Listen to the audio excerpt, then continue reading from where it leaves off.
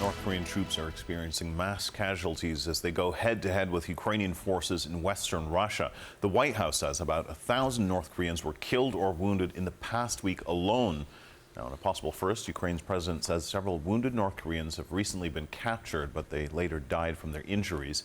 He also says those troops go into battle without much protection, and their commanders don't seem to care if they live or die. At least 11,000 North Koreans are believed to be deployed to Russia's Kursk region.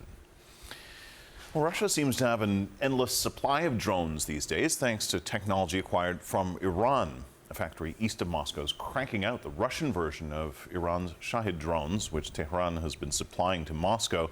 But as Claire Sebastian reports, Russian engineers are taking the Iranian know-how to a new and deadlier level. The caption, my mum's reaction when she found out I earn more than her. Cat videos, TikTok memes, all part of a recruitment effort funneling workers into Russia's ever-expanding drone program. The videos are made by Alabuga Polytechnic, a technical college based at the Alabuga Special Economic Zone in southern Russia, the same site identified by the White House last year as Russia's domestic Shahed factory, producing Iranian-designed drones. In February, the US slapped sanctions on Alabuga, noting it, quote, exploited underage students from an affiliated polytechnic university as laborers to assemble these attack UAVs.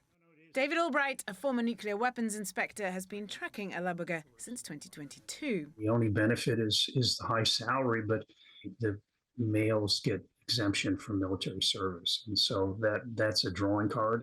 A Ukrainian intelligence officer, only authorized to speak to CNN anonymously, told us those perks come at a cost.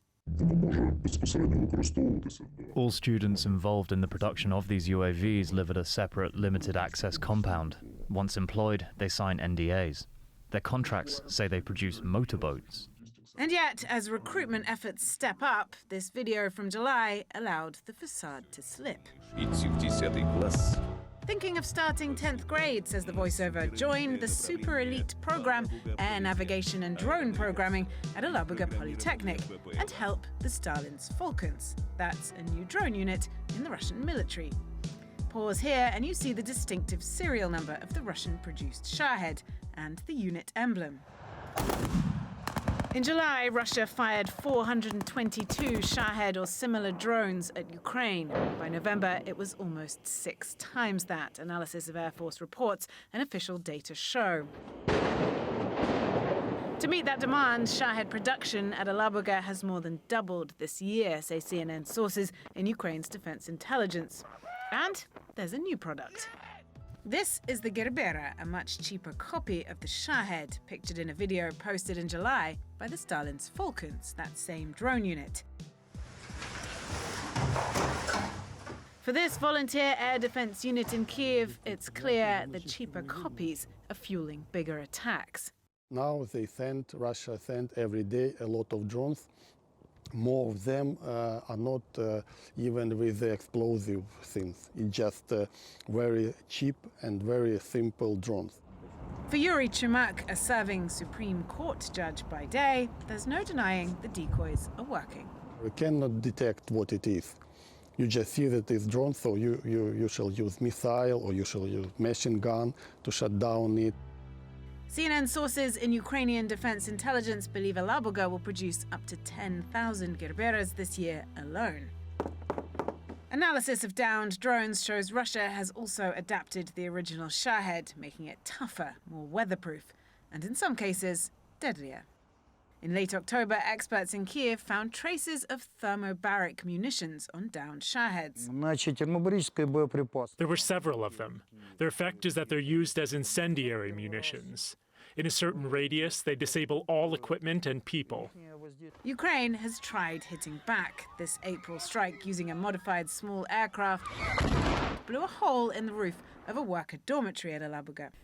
But neither that strike nor international sanctions could stop the breakneck pace of expansion here. Between March and September this year, 2 entirely new buildings appeared next to the original ones. And this image from late November seems to confirm they're connected. New covered walkways link old and new buildings. Another looks set to join the factory to the worker dormitories, now fully repaired.